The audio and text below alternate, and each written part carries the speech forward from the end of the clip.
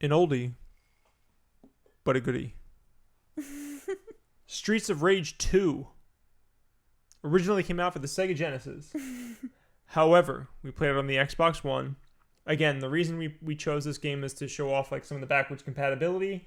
I got a collection on there that has Streets of Rage 1, 2, and 3. We chose the second one because we feel like it's probably the most iconic.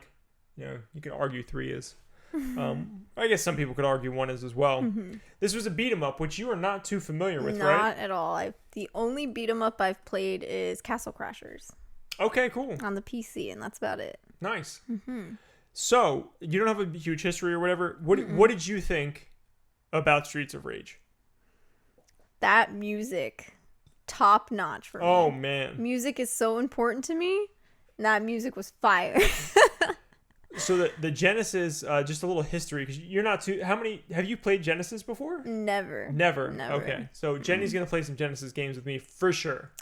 Obviously, this was on the Xbox, but it still had the Genesis sound. Yeah. That, like, really bassy sound was very different than Yeah. the Super Nintendo, which was its biggest competitor at the time. And that sound is, like, iconic with Sega Genesis. Oh. And when we play other Sega Genesis games, that really bassy sound, you're going to hear it in other games as well. It has to do with the sound chip that they use to That's create a little thing. Okay. Yeah.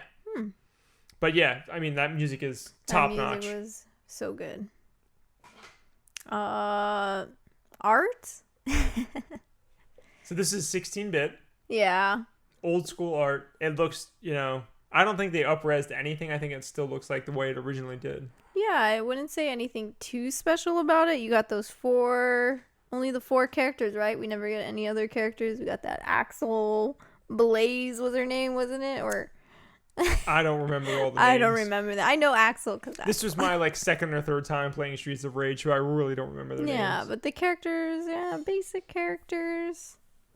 Gameplay was really fun though. I thought so. I didn't think I would enjoy it, to be honest.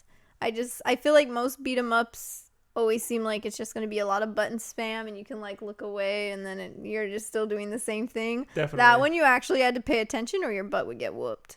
Yeah. For real. Not only do you have to pay attention to the characters, this is like a true old school game where you can hurt each other. So you also need to pay very close attention to where the other person is at. I hate that. I will hurt everyone in my range and I kept hitting you and shanking you. I hit you a few times. Yeah. I think I pile drived you once Yeah. or suplexed you or something. So, But control wise on the Xbox was a little tricky for me.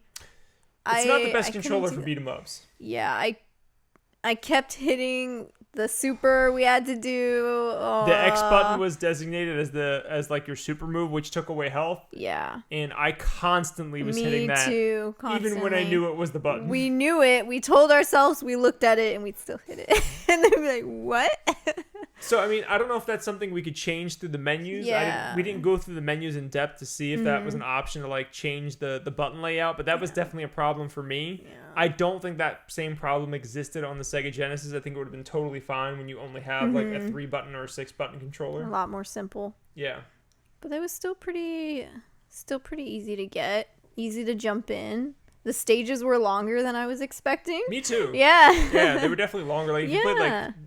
if you never played Double Dragon either, huh? Those stages are a lot shorter. We'll definitely play Double Dragon. It's like a seminal beat 'em up game. For the NES, it was also in the arcades, of course, and they made a whole bunch of Double Dragon games over time.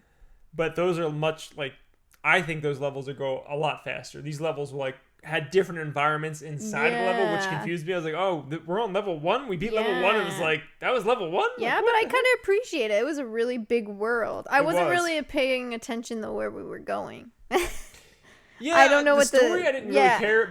There was some story there. There had to have been some story, but I was not paying attention enough or I don't think it was clear enough either of what was going on. I mean, that's how most beat 'em ups are. I mean, Double Dragon is known for its story because right in the very beginning of the game, you see a girl get beat up and you see a guy going to find her. That's just what happens. Yeah. Most beat 'em ups don't really even have a story. I don't remember playing Battletoads, and they have a story in the beginning, but I don't. it's to the point where it doesn't matter. It's yeah, just like, I guess this is the people don't gameplay. really play a beat 'em up for a story, anyways, right? Right? No, you're not playing to beat 'em up for a story. You're playing to smash some buttons to have a good time, exactly. to move to the next stage. Exactly, and I enjoyed that about Streets of Rage for sure. Definitely. Just get through it. So is that a game you would want to play again in the future? Definitely, actually, I would like to see what the first and the third were about. Heck yeah. Yeah. And I ordered the fourth one. Oh, Through there's a Limited fourth Run. one. You guys can sponsor us. Limited run again. So I should have that soon, so we can actually play a physical copy on PS4. All right. Check that out soon. That'll be fun.